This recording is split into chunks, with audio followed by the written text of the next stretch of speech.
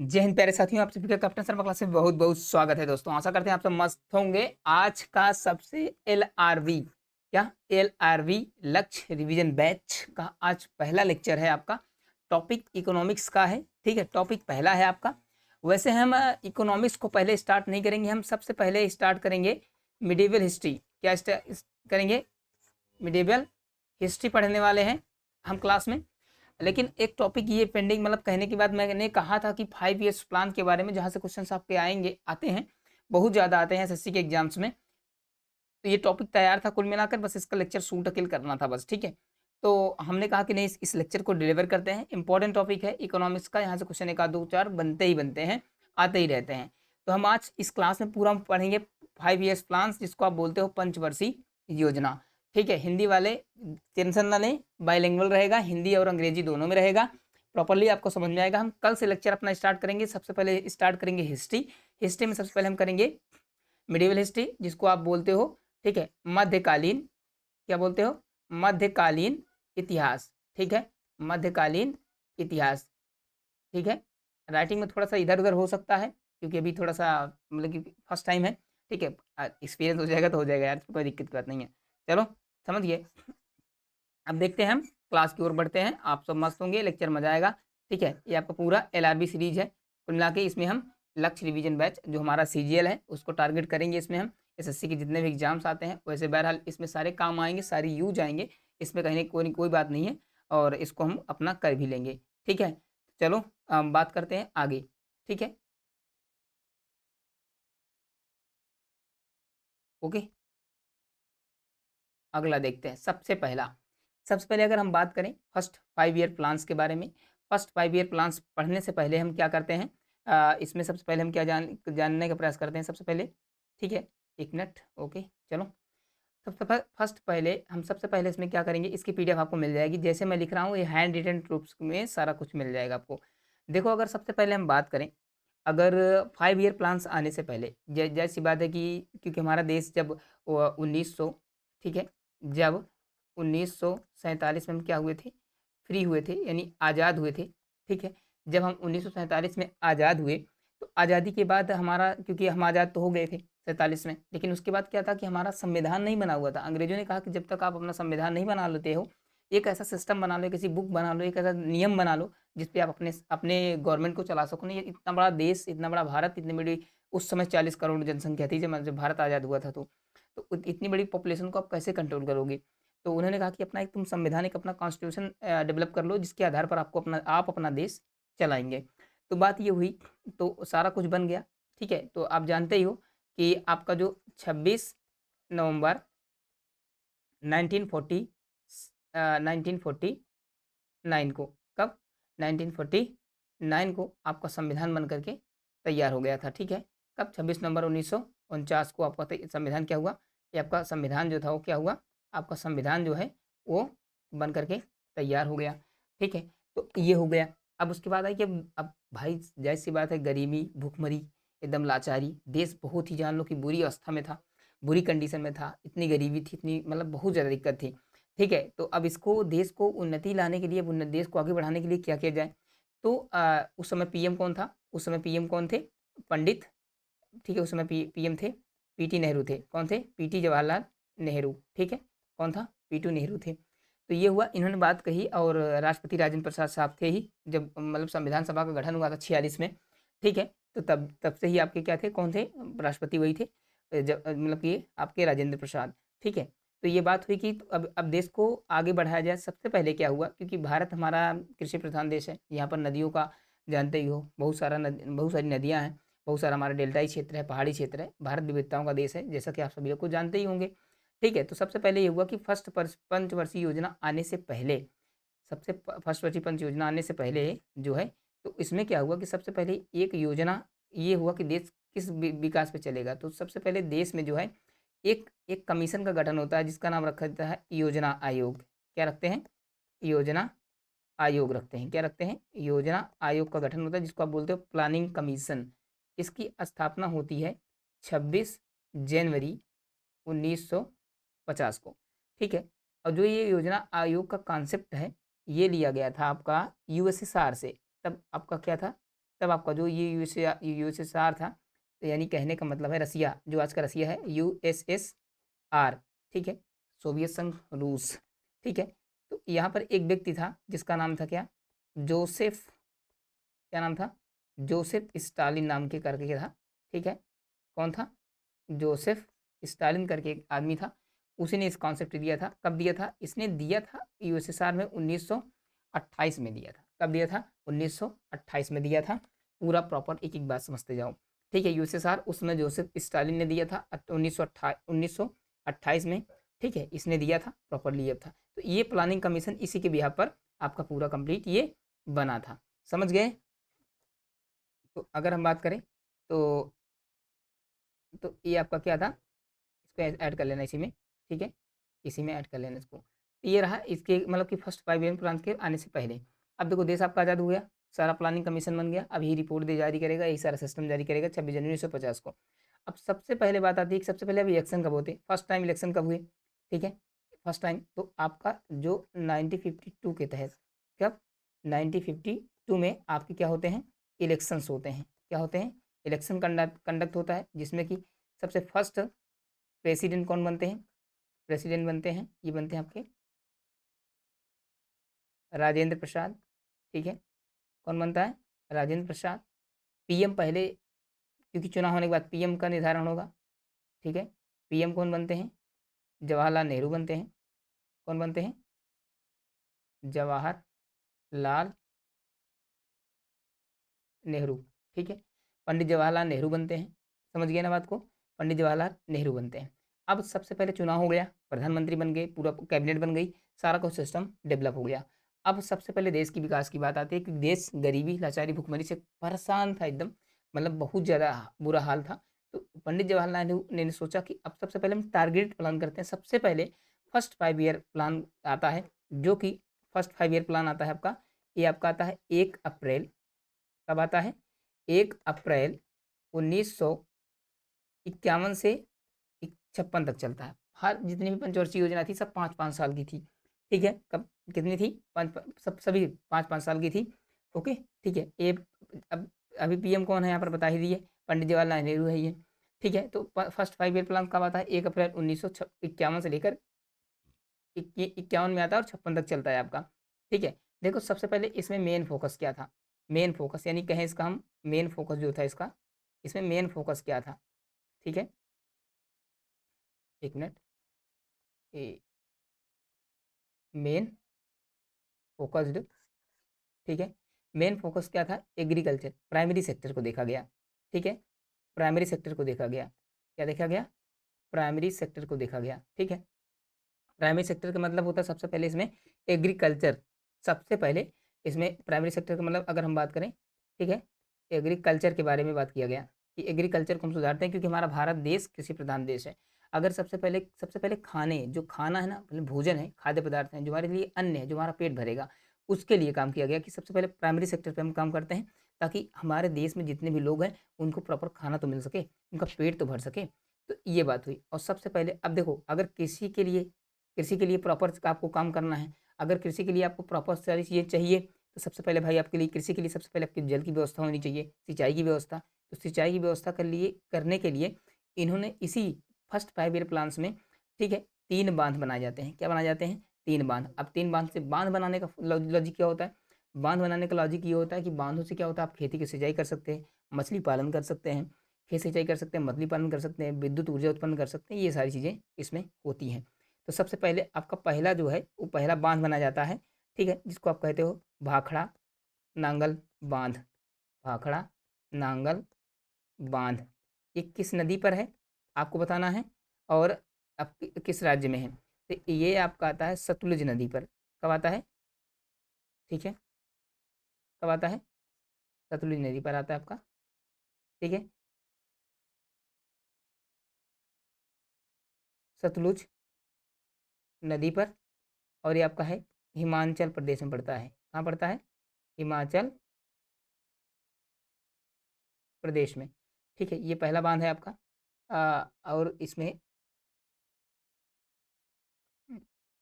दूसरा बांध बनता है हीराकुंड बांध, ठीक है, हीराकुंड बांध ये आपका पड़ता है महानदी पर। कहाँ? महा महानदी पर पड़ता है। महानदी महानदी पर पड़ता है। ठीक है। महानदी जो कि कहाँ पड़ती है? उड़ीसा में पड़ता है। कहाँ पड़ता है? उड़ीसा में। एक आपका और एक बांध आपका बनता है। ठीक है। वो कहाँ पड़ता है आपका? ये आपका पड़ता है, ये नागार्जुन बांध है। नागार्जुन सागर बांध ये आपका कहाँ पर है? कृष्णा रिवर पर है। कहाँ पर है? कृष्णा रिवर पर है। कृष्णा नदी जो कि कहाँ पड़ती है? आंध्र प्रदेश में। कहाँ पड़ती है? आंध्र आंध्र प्रदेश में। समझ गए? तो अब ये आपका हो गया। अब इसमें आपको क्लियर समझ में आ गया होगा। ठीक है। अब देखो ये हो गया फर्स्ट 5 ईयर प्लान्स कब आया था? 51 से। ठीक है। 51 से 56 के बीच में आया था। मेन फोकस प्राइमरी सेक्टर को किया गया था यानी एग्रीकल्चर। सबसे पहले सिंचाई की व्यवस्था की गई थी जिसमें कि 3 बांध बनाए गए थे। फर्स्ट हीराकुंड मतलब पहला बना था भाखड़ा नागल बांध जो कि सतलुज नदी पर है। ठीक है। हिमाचल प्रदेश में है। हीराकुंड बांध सेकंड नंबर पे आया था जो कि आपका महानदी मतलब कि महानदी पर है, उड़ीसा में स्थित है। ठीक है। समझ गए? फिर थर्ड आपका आता है क्या? नागार्जुन सागर बांध जो कि आपका एक मिनट ठीक ओके। ठीक है। तो ये आपका हुआ था इस पे आपका, तो मतलब कि आपका ये हो गया। अब देखो इसमें मेन चीज़ क्या है? अब सबसे पहले इसमें महत्वपूर्ण बात है, देखो इसका मेन अब देखो अचीव कितना मिनट गोल कितना रखा गया था। ठीक है। गोल भी पूछ लेता कभी कभी। ठीक है। गोल कितना रखा था? तो गोल रखा गया था 2.1% तक। कितना रखा गया था? 2.1% तक। अचीव कितना हुआ था? अचीव हुआ था 3.6%। जो कि क्या था? ये प्लान मतलब कुल मिला के, ठीक है, कुल मिला के आपका क्या था प्लान? पूरी तरीके से सक्सेसफुल रहा। ठीक है। ये जो फर्स्ट फर्स्ट 5 ईयर प्लान था ये आपका पूरा सक्सेसफुल रहा प्रॉपरली। तो आपको फर्स्ट ईयर प्लान समझ में आ गया होगा। चलो ये आपका है। ठीक है। हम आगे की ओर बढ़ते हैं और चीज़ों को आगे हम समझते हैं। ठीक है। आगे की ओर बढ़ते हैं। अब सेकंड 5 ईयर प्लान की बात करते हैं। पहला क्या था? 51 से 56 था। ये इसका ये जो आपका था ये second 5 year plan. Second 5 year plan था आपका 1956 से लेकर के 1956 से लेकर के सात मतलब कितना होगा आपका लगभग? ये आपका होगा 1961 तक। क्या था? 61 तक था। ठीक है। 1956 से 1961 5 साल second 5 year plans. PM PM कौन थे? ठीक है। पीएम पीएम वही रहेंगे आपके, जानते ही हो। ठीक है। आपको ये पता ही होगा। और सबसे पहले एक इसमें इम्पोर्टेंट है आपका। ठीक है। ये आपका जो क्या था आपका मॉडल पूछ लेता है। क्या पूछ लेता है? मॉडल पूछ लेता है कि जो पहला फर्स्ट 5 ईयर प्लान था किस मॉडल पर आधारित था। तो ये आपका मतलब कि हेरोड हेरोड डोमल मॉडल पे था। हेराल्ड डोमल मॉडल पे आधारित था। मॉडल जरूर पूछता है हेराल्ड डोमल मॉडल पे। ठीक है। तो इस बात को भी आपको क्या कर रखना है? आपको ध्यान रखना है। ठीक है। अगर हम बात करें आप सेकंड 5 ईयर प्लान्स के बारे में, कब आता है आपका? 1956 से 1951 के बीच में आता है। ठीक है। अगर बारे इसका मॉडल क्या था? ये था पीसी महानलोबिस मॉडल। क्या था? पीसी महानलोबिस। ठीक है।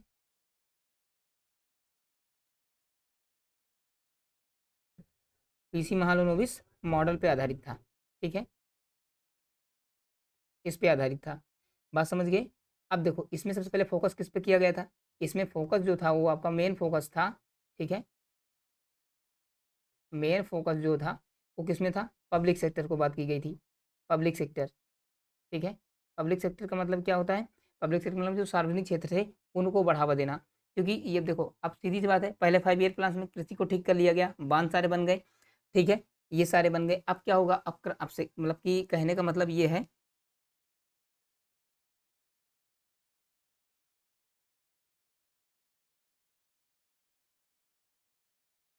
ठीक है। अब सारे बांध बना, अब क्या होगा? बांध बन गए, कृषि होने लगी, तो अब उसके लिए मतलब कि पब्लिक सेक्टर में काम करना होगा ना, जिसके लिए आपको तो भाई चाहिए ही चाहिए। तो अगर नहीं करोगे तो क्या होगा? जाहिर सी बात है, प्रॉब्लम तो होगी ही ना। ठीक है। तो कहने का मतलब इसमें ये है। एक मिनट, इसमें हम जाते हैं थर्ड प्राइमरी वाला पढ़ लेते सेकंड वाला। ओके। बात समझ गए? तो अब इसके लिए क्या चाहिए आपको? इसके लिए कुछ आप पब्लिक सेक्टर के लिए काम किया गया। तो पब्लिक सेक्टर में जब काम किया गया तो आपका मेन फोकस क्या था, पब्लिक सेक्टर के बारे में डिस्कस करना था। बात समझ गए। और इसमें सबसे इसमें इसका ये भी एक फोकस था। एक फोकस क्या था, मतलब कि एकदम बहुत तेज़ी के साथ बहुत तीव्र औद्योगिकीकरण, यानी इंडस्ट्री लगाओ जल्दी से, क्योंकि जब तक आपके यहाँ ये इंडस्ट्री नहीं लगेगी तब तक आप कुछ कर नहीं सकते, यानी आपके अंदर इकोनॉमिक्स विकास क्या होगा, नहीं होगा। ठीक है, तो तेज़ी से इंडस्ट्रीकरण हुआ, मतलब कि जो है बहुत फास्टली हुआ एकदम। ठीक है, तो अब इसमें 3 प्लांट बनाए गए। कौन प्लांट बनाए गए, 3 प्लांट बनाए गए। सबसे पहले, ठीक है, राउरकेला। ठीक है, राउरकेला, जो कि आप जानते हो राउरकेला स्टील प्लांट, क्या, steel plant, steel plant develop किया गया। इसकी सहायता से ये आपका किया गया था, उड़ीसा में है। ठीक है, कहाँ पर है, उड़ीसा में है। राउरकेला कहाँ पर है, उड़ीसा में, जो कि जर्मनी की सहायता से बनाया गया था। सेकेंड आपका दुर्गापुर, दुर्गापुर स्टील प्लांट, ये आपका कहाँ है, वेस्ट बंगाल में है, जो कि बनाया गया था आपका किसके, यूके की सहायता से। और तीसरा आपका बनता है भिलाई, क्या बनता है, भिलाई। भिलाई ये आपका अच्छा पड़ता है, स्टील प्लांट जो है आपका, ये पड़ता है आपका छत्तीसगढ़ में। कहाँ पड़ता है, छत्तीस छत्तीसगढ़ में, जो कि यूएसएसआर के द्वारा बनाया गया था। ठीक है, तो ये आपके प्लांट हुए जो कि तीव्र औद्योगिकरण को दिखाता है। मतलब कि राउरकेला उड़ीसा में है, जर्मनी में है। दुर्गापुर स्टील प्लांट कहाँ पर है, ये आपका वेस्ट बंगाल में, यूके के साथ बनाया गया था। भिलाई कहाँ पर, ये स्टील प्लांट आपका छत्तीसगढ़ में है, यूएसएसआर के सहायता से बनाया गया था। अब आपका मेन फोकस पब्लिक सेक्टर को था, ये फर्स्ट सेकंड वाले में पीवी महान लुइस मॉडल पे था। अब इसमें गोल कितने पे रखा गया था, जो आपका गोल था वो आपका किस पे, गोल कितने पे था, गोल जो गोल रखा गया था वो गोल रखा गया था आपका 4.5%।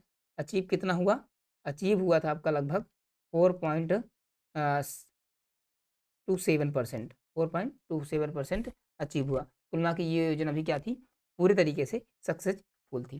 देखो स्टार्टिंग के 3-4 योजनाएं जो है, लगभग लगभग 3-4 योजनाएं, ये सब सारी इंपॉर्टेंट है। बाकी उतनी ज़्यादा इंपॉर्टेंट नहीं, इसमें आपको क्या इंपॉर्टेंट है, किस मॉडल पे आधारित है, सन पूछ लेता है, मेन फोकस किस पे था। और इसमें सबसे महत्वपूर्ण क्या है, ये है तीनों तीनों स्टील प्लांट जो लगे हैं, राउरकेला, दुर्गापुर, भिलाई, कहाँ पर स्थित है, किसकी सहायता से बनाए गए थे, ये आपको पूछ लेगा। बात समझ गए। चलो आगे बढ़ते हैं हम थर्ड 5 ईयर प्लान की ओर। ठीक है, और समझते हैं आगे का मामला मामला क्या है। थर्ड 5 ईयर अब वो कितना था, वो था आपका, वो आपका था 1956 तक, 1956 से 51 था।